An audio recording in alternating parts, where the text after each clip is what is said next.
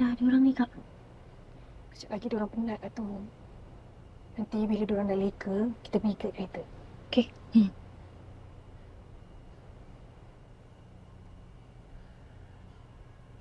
Kita jangan give up.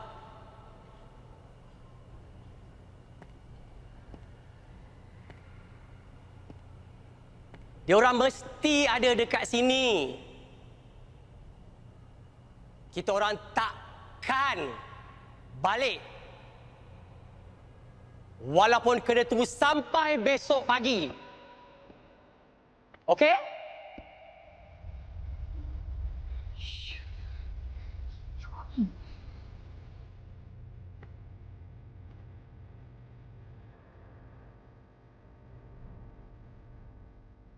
Jamina?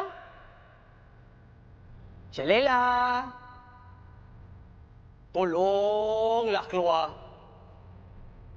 Kami cuma nak interview je.